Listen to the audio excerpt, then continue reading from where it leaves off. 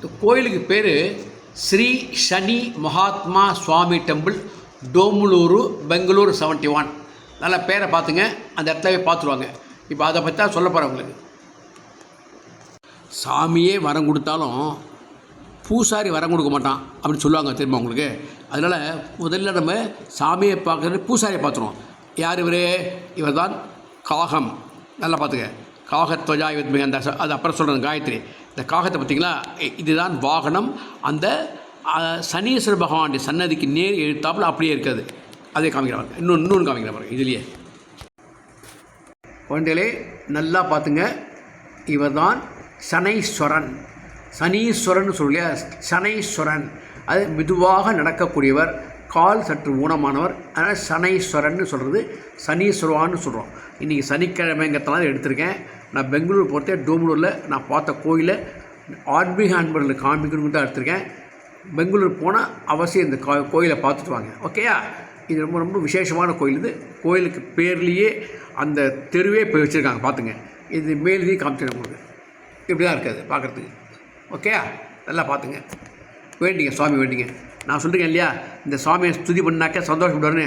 நீலாஞ்சன சமாபாசம் ரவி புத்திரம் இமாக்கிரஜம் சாயா மார்த்தாண்ட சம்பூதம் தம் நமாமி சனைஸ்வரம், ஓகேயா.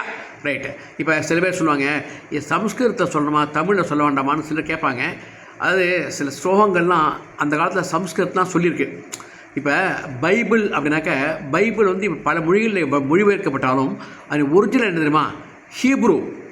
பைபிள் வந்து ஹீப்ரு மொழியில் உண்டானது. அதே மாதிரி நம்ம அல்லாஹு அக்பர்னு நம்ம மசூதியில் வந்து நம்ம ப்ரே பண்ணுறோம் பார்த்திங்களா, அந்த ப்ரேயர் வந்து எந்த அரேபியன் மொழி அது, புரிஞ்சா உங்களுக்கு. அதனால் அந்தந்த மொழிகளில் என்ன இருக்கோ அதை அப்படியே மந்திரமாக சொன்னால் அதுக்கு கொஞ்சம் இது ஜாஸ்தி, சக்தி ஜாஸ்திங்கிறதால தமிழில் எனக்கு இது சொல்ல தெரியல எனக்கு. இருந்தாலும் நான் பார்த்து ஒரு புஸ்தகத்தை பார்த்து உங்களுக்கு படித்து சொல்கிறேன் உங்களுக்கு, ஓகேயா. சனீஸ்வரனை வேண்டிங்க. சனி காயத்ரி ஒன்று இருக்குது, அந்த காயத்ரி சொன்னோம்னாக்க நமக்கு மிக மிக விசேஷமான பலன்கள் கிடைக்கும். அதாவது நல்லா கேட்டுங்க. ஓம் சனைஸ்வராய வித்மகே சூரிய புத்திராய தீமகி தன்னோ மந்த பிரச்சோதயாது. புரிஞ்சா உங்களுக்கு. ஓம் சனைஸ்வராய வித்மகே சூரிய புத்திராய தீமகி தன்னோ மந்த பிரச்சோதயாது. இதான் சனிக்கான காயத்ரி. நல்லா புரிஞ்சுங்க. சுவாமி வேண்டிங்க. எல்லா விதமான அனுகிரகங்களும் அனுகூலங்களும் பலன்களும் நிச்சயமாக கிட்டும். சனியை போல் கொடுப்பவர் எவருமே கிடையாது. ஸ்துதி பண்ணணும். இந்த ஸ்துதிக்கான சோஸ்திரம் சொல்லியிருக்கேன். உங்களுக்கு வேணால் புக்கில் எங்கேயா பார்க்கலாம், நீங்கள் நெட்லேயே பார்த்துக்கலாம், ஓகேயா. சரி, இப்போ நான் முடிச்சுட்றேன். இந்த இதையும் காமிச்சிட்டு முடிச்சிடறேன் ஒரு சைடு. இந்த சனீஸ்வரனுக்கு தமிழை சொல்கிறேன்னு இல்லையா, அதையும் ஒரு புஸ்தகத்தை பார்த்து நான் எடுத்திருக்கேன். அவங்க எப்படி சொல்கிறாங்க பாருங்கள். முனிவர்கள், தேவர், ஏனைய மூர்த்திகள் முதலானோர்கள், மனிதர்கள், சகல வாழ்வு உன் மகிமை அல்லால் வேறுண்டோ. கனி உல தெய்வம் நீயே கதிர் சேயே காகம் ஏறும் சனியனே உன்னை துதித்தேன். தமையனேற்கு அருள் அது எனக்கு அருள் செய்வாயே அப்படின்னு நம்ம கேட்குறோம். அவர் நிச்சயமாக செய்வார். புரிஞ்சா உங்களுக்கு. இதுதான் இந்த கோயில் கோபுரத்தை காமிக்க நினைக்கிறேன், பார்க்குறேனுங்க. கோயில் கோபுரம் அது. இப்போ நான் சனியை பற்றி சொல்லட்டுமா. முதல்ல ஒரு இறைவனை பற்றியோ ஒரு தேவதையை பற்றியோ ஒரு கிரகத்தை பற்றியோ தெரிஞ்சுக்கணுன்னா முதல்ல சில விஷயங்களை தெரிஞ்சுக்கணும் நம்ம. அதை நான் இப்போ சொல்கிறேன், கேட்டுங்க. சூரியனுக்கும் சாயா தேவிக்கும் மகனாக பிறந்தவர் தான் சனி பகவான். நீலாதேவி, மந்தாதேவி, ஜேஷ்டாதேவி அப்படின்னு இவருக்கு பல மனைவிகள் உண்டு. குலிகன் என்பவன் தான் இந்த யாருடைய புத்திரன், சனிக்கு குழந்தையும் உண்டு. அதுமாதிரி குலிகன் அப்படின்னு பேர். இவரது கால் ஊனமானபடியால் மெதுவாக நடப்பார். ஒவ்வொரு கிரகமும் ஒரு வருஷத்தில் போகும், சிலதுக்கு பிளானட் மாறும். சில இது வந்து 2.5 வருஷத்தில், சனிக்கு வந்து 2.5 வருஷம் தான். ஒரு பிளானட் ஒரு வீட்டிலேருந்து இன்னொரு வீட்டுக்கு போகிறதுக்கு 2.5 வருஷம் ஆகும். என்ன காரணம்? அது கால் ஊனம் என்பதால், ஓகேயா. சரி, மெதுவாக நடப்பது பற்றி இவருக்கு சனீஸ்வரன் என்ற பெயர் ஏற்பட்டது. இந்த மாதிரி நடக்கத்தான் தான் சனீஸ்வரன் சொல்கிறாங்க. சரி, இவருக்கு முக்குணங்களிலே தாமச குணம் உள்ளவர். அதாவது ரொம்ப ரொம்ப ரொம்ப மெல்லமாக அப்படி சொல்லலாமா, அவர் தாமச குணம் உள்ளவர். இவருக்கு இன்னும் அசுப கிரகம், ஆயுள் காரகன், இரும்பு, எண்ணெய், கரு நிற தானியம், பூமியில் புதைந்த புதையல் முதலியவற்றுக்கு உரிமை உள்ளவர். காரகர். வறுமை, கலகம், நோய், அவமதிப்பு ஆகியவற்றை உண்டாக்குபவர். நல்லா கேட்டுங்க. இவர் நல்ல இடத்தில் தங்கி வலுப்பெற்றால் அனைத்து நன்மைகள் வழங்குபவர். கருப்பு நிறமானவர், காக்கையை வாகனமாக கொண்டவர். இவருக்கு யமன் அதிதேவதை. நல்லா புரியுங்க, யமன் அதிதேவதை. சனி என்றாலே ஒரு தனி பயபக்தி ஏற்படுவது உலக வழக்கம். இவருக்கு ஈஸ்வரன் என்ற நாமம் சேர்ந்து கொள்கிறது. ஒவ்வொரு ராசியிலும் 2.5 வருடங்கள் நின்று சஞ்சாரம் செய்யும் இவர் முன் ராசியிலும் பின் ராசியிலும் 7.5 வருடங்கள் மனிதர்களை பிடிக்கும்போது 7.5 நாட்டு சனி பிடித்திருப்பதாக கூறுவார். 8ஆம் இடத்திற்கு வரும்போது அஷ்டமத்து சனி என்பார்கள். சனி சோஸ்திர பிரியர். நல்லா புரிஞ்சுக்க வேண்டியது ரொம்ப முக்கியம். சனிக்கு எவனுக்குமே பெரிய மனுஷனாக இருந்தாலும் சரி, ஆஃபீஸில் வேலை பார்க்குறாங்க இருந்தாலும் சரி, நீ முகஸ்துதி பண்ணி அவனை பாராட்டினா நம்ம காரியம் சாதிச்சுக்கலாம். சனி சோஸ்திர பிரியர். சனிக்கிழமைகளில் விரதம், சோஸ்திரம், நெய் தீபம் இதெல்லாம் ஏற்றணும். அப்புறம் பிரதட்சிணை நமஸ்காரங்கள், சாதம் நிவேத்தியம் செய்து ஏழைகளுக்கு வழங்குதல் முதலியவற்றால் சனி பிரீதி செய்வது வழக்கம். சனிக்கிழமைகளில் வரும் பிரதோஷ நாள் சிவபெருமானை வழிபட சிறந்த நாளாகும். இரும்பு சட்டி கேள்விப்பட்டீங்களா? இரும்பு சட்டி சொல்லுவோம், ஞாபகம் இருக்கா? அந்த இரும்பு சட்டியில் நல்லெண்ணெயை ஊற்றி அதில் சனி இருப்பதாக கருதி முகம் பார்த்து தானம் செய்வது சனியால் ஏற்படும் எல்லா வகை துன்பங்களையும் போக்கும். சனியைப் போல் கொடுப்பவரும் கிடையாது, கெடுப்பவரும் கிடையாது என்பார்கள்.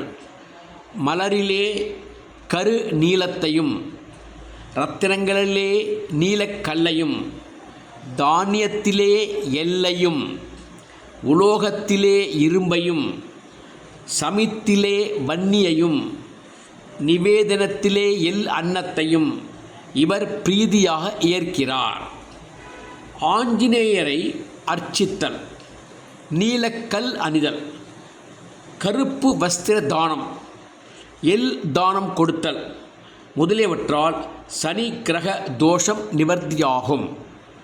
சனி தன்னை வழிபடுபவருக்கு எல்லா துன்பங்களையும் நீக்கி நீண்ட ஆயுளை தருவார், விரும்பிய பயனை கொடுப்பார். அரிசி மாவினால் சனிக்கு உரிய கோலத்தை சனிக்கிழமை தோறும் பூஜை அறையில் போட்டு விளக்கேற்றி சனிக்கு உரிய தியான ஸ்லோகங்களை சொல்லி வணங்க வேண்டும். அவருக்கு ஒரு படம் இருக்குது, அதுக்கு பேர் ஸ்ரம்னு எழுதணும். அது ஒரு கோலம் போட்டு இம்னு எழுதினாக்க அது சனிக்கான சோஸ்திரம், அந்த கோலம் அது. சரி, இப்போ சொல்லிட்டேன் இல்லையா, சனி யாருன்னு சொல்லிட்டேன். சாயாதேவி, சஞ்ஞாதேவின்னு சொல்கிறோம் இல்லையா. சாயாதேவியுடைய புத்திரன் தான். சஞ்ஞாங்கிறவன் தான் உண்மையிலேயே சூரியனை திருமணம் செய்து கொண்டவன். சூரியனுக்கு என்னாச்சு, வெயில் ஜாஸ்தியில் அவன் அக்னி நெருப்பு இல்லையா, அவனுடைய சூடு தாங்க முடியாமல் அந்த சஞ்ஞா என்ன பண்ணான், ஒரு சாமர்த்தியம் பண்ணான். அவன் என்ன பண்ணிட்டா, எனக்கு நான் தவம் செய்ய போகிறேன், என்னால் சூரியனோட குருத்திரம் பண்ண முடியல, அவ்வளோ வெயில் ஜாஸ்தியாக இருக்குன்னு சொல்லிட்டு தன்னை போலவே ஒரு உருவத்தை உருவாக்கினாள். அவளுக்கு பேர் சாயா. சாயா என்றால் நிழல் என்று பேர். சாயானா நிழல்னு பேர். தன்னை மாதிரி அப்படியே ரெப்ளிகா ஜெராக்ஸ் இருப்பான் இல்லையா, அதே மாதிரி உருவத்தை உருவாக்கிட்டான். சூரியனுக்கே சங்கியாதான் நினச்சிட்டு இருக்கான் சாயாவை. அந்த மாதிரி சாயாவோடு சேர்ந்து பிறந்தவன் தான் யார்? சனைஸ்வரன்கிற சனீஸ்வர பகவான். ஓகே, சரி. இப்போ ஏன் அவனுக்கு கால் ஊனமாக இருக்குதுன்னு ஒரு கேள்வி வருது இல்லையா? என்ன காரணம்னா, அது பல காரணங்கள் புராணங்களை சொல்லப்படுகிறது. 2 காரணங்களை மட்டும் நான் சொல்லிடுறேன் உங்களுக்கு. 2மே நியாயமான காரணங்கள் தோன்றது என்ன பொறுத்தவரை. என்னென்னா, அம்மா இருக்கா, அம்மாட்ட போய் என்ன பண்ணுறான், கொஞ்சம் சின்ன வயசு, பசி தாங்கலைங்கிறான். பசி தாங்கலம்மா அப்படிங்கிறான். அம்மா என்ன சொல்கிறா, கொஞ்சம் பொறுமையாக இருந்தா. அவள் சிவபக்தை. நான் கடவுளுக்கு நிவேதனம் பண்ணிவிட்டு சாமிக்கு கொடுத்துட்டு உனக்கு தரேன்டா அப்படிங்கிறா. இவனுக்கு பசி தாங்காதான் என்ன பண்ணுறான், அம்மாவை ஒரு உதை விட்டு விடுகிறான். அம்மாவுக்கு என்ன சொல்கிறது, அந்த உதைச்ச சமயத்தில் டக்குன்னு கோவம் வரும் இல்லையா? அப்போ யாருன்னு பார்க்க மாட்டா, உன் கால் ஒடியட்டும்னு சாபத்தை கொடுத்துட்றான். கால் ஒடிஞ்சு போனால் அப்புறம் தான் அவனுக்கு புரியுது, ஐயோ தன் பெத்த மகனுக்கே கால் ஒடின்னு சொல்லிட்டேனே, எப்படி நடப்பான் குழந்தைன்னு சொல்லிட்டு சூரியனுடைய அனுகிரகத்தோடு அவன் நொண்டி முழு கால் உடையாமல் மெதுவாக நடக்கக்கூடிய அளவுக்கு கால் நொண்டியாகட்டும் என்று ஒரு அருள் செய்யப்படுகிறான். அதனால தான் அவர் கால் மெல்லமாக நடப்பார், மந்தமாக நடப்பார், ஸ்லோவாக நடப்பார். ஒரு கிரகத்துலேருந்து இன்னொரு கிரகத்துக்கு போகிறதுக்கு 2.5 வருடங்கள்னு ஜோசியத்தை சொல்லியிருக்காங்க. நல்லா புரிஞ்சுனீங்களா? இதுதான் முதல் காரணம். கால் மந்தமாக நடக்கிறதுக்கும் கால் ஊனமாக போனதுக்கும் முதல் காரணம் தாயை உதைத்தனால் வந்த விளைவு. 2வது காரணம், உங்களுக்கு தெரிஞ்சிருக்கும், ராமாயணத்தில் ராவணன் மாதிரி ஒரு கொடியவனே கிடையாது. அவன் என்ன பண்ணிருக்கான், நவகிரகங்களையும் பிடிச்சி படிக்கட்டுகளை மாதிரி வச்சுருந்து ஏறி மேலே போவான். அவனுக்கு இந்திரஜித் அப்படிங்கிற குழந்தை பிறக்க போகிறது. இந்த குழந்தைகள் ஒவ்வொரு ஜாதகத்தினுடைய கட்டத்திலையும் ஒவ்வொரு கிரகமும் எந்தெந்த இடத்துல இருந்தால் உச்சம் பெறுமோ அந்த உச்சம் பெற்றால் தனக்கு பிறக்கப் போகும் மகன் சாகவே மாட்டான். அப்படிங்கிறதுனால ஒவ்வொரு கிரகத்தையும் அந்தந்த இடத்துல வச்சுடுறான். அதெல்லாம் சமத்தா அந்தந்த இடத்துல உட்காந்துடுறது. இந்த சனி இருக்கான இவனை ஒரு 11 உட்காந்து வைக்கிறாப்புல, ஒரு கிரகத்தில் உட்காந்து. இந்த ஆள் என்ன பண்ணுறாரு, அந்த குழந்தை பிறக்கிற சமயத்தில் காலை தூக்கி 12வது கிரகத்தில் வச்சுடுறாரு. 12ஆம் கட்டத்தை வச்சுடுறாரு. 12 படின்னு வச்சுக்கலாமா, காலை மாற்றி வச்சுடுறாரு. வச்சால் அவனுக்கு அழிவு. அதுதான் அந்த ஜோதிடம் அறிஞ்சவனுக்கு தெரியும். அந்த ராவணனுக்கு ஜோதிட சாஸ்திரம் அத்துப்படி. அப்போ இந்த சனி பண்ணினது துரோகம். காலை தூக்கி வேறு இடத்துல வச்சதால அப்படியே இந்திரஜித்துடைய மாற்றம் ஏமாற்றமாக போயிடுது.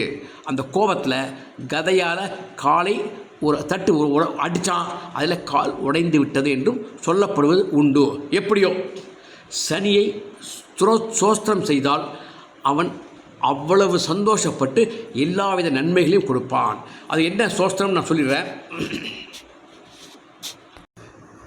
அந்த சோஸ்திரத்தையும் ஸ்துதியையும், அதாவது காயத்ரியும் உங்களுக்கு முதல்லையே சொல்லிட்டேன் இல்லையா, அதை அப்படியே ஞாபகம் வச்சுங்க, நெற்று பண்ணிங்க, உங்களுக்கு எல்லாமே நல்லபடியாக நடக்கும். அப்புறம் அந்த கோலம் சொன்னேன் இல்லையா, ஸ்ரீம்னு சொன்னேன். அந்த கோலத்தையும் காமிக்கும் இல்லையா, அந்த இதையும் நான் எடுத்துட்டேன், அதையும் காமிக்கிறேன். முடிந்தவர்கள் பெரியவர்கள் பெற்ற அம்மா தாய்மார்களாக இருக்காங்க, கோலத்தை போட்டு வேண்டிக் கொள்ளலாம். நம்மளால் ஆம்பளையால் போட முடியுமா தெரியாது, போடலாம். பெண்கள் தான் பொதுவாக கோலம் போடுவாங்க, அவர்கள் போடலாம். அதையும் காமிச்சிடுறாங்க. நல்லா பார்த்துங்க, இதுதான் ஸ்ரம். இந்த மாதிரி தான் கோலம் போட்டிருக்காங்க. ஓம் சனைஸ்வராய நமக. இதான் கோலம். பார்த்தீங்களா?